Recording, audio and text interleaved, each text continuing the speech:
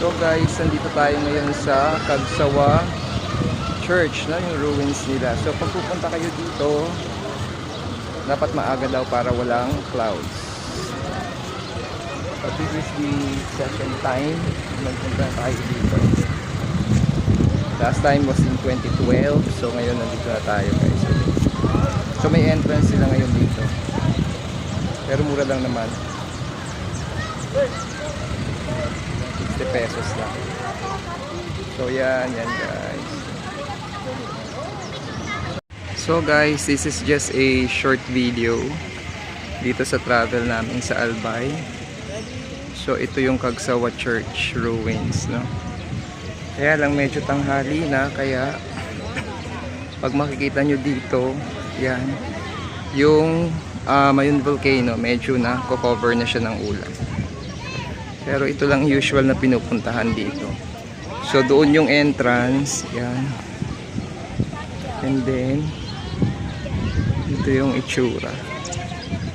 Ikutin natin.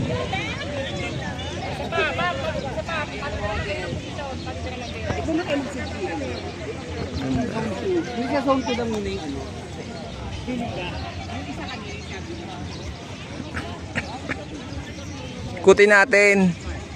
Ito ano ba to, mga part pa rin ng ruins?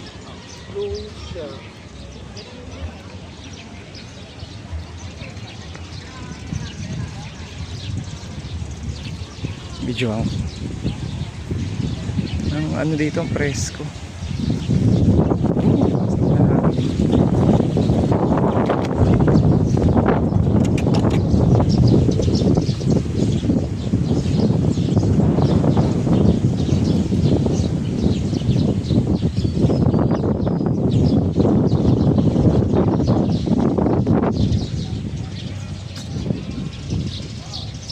Maraming nagpipictorial dito kasi ang ganda ng lugar. Instagrammable. Ayan siya.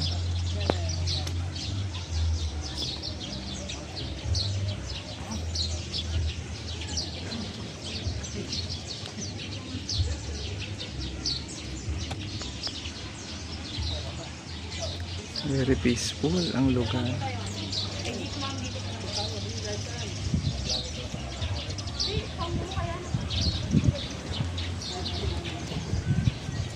Okay.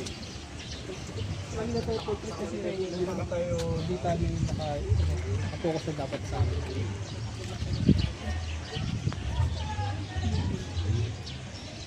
So, kung yun, so kasi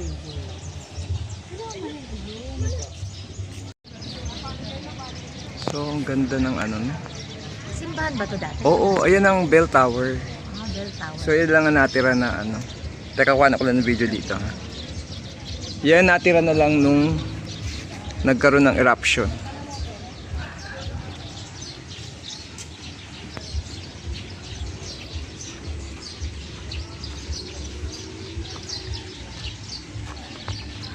So, yan guys, ikot lang tayo.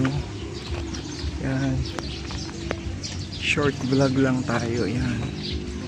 Para lang makita nyo. So this is the bell tower, yan. Famous landmark nitong Kagsawa. Tapos ayun yung mga bato-bato. At here, makikita nyo yung bulkan ng Mayun. So yan, tapos pwede rin kayo mamili doon sa mga ito, yan. Yung mga tindahan dyan. So ito kaya lang maulap siya, no? Okay, but anyways, yan. This is just a short vlog. So yan, short vlog lang natin. Pakita ko lang sa inyo yung Mayun Volcano. So dito sa Kagsawa Church ruin. So yun lang, punta tayo sa iba pang lugar pa dito sa Albay. Thanks for watching guys.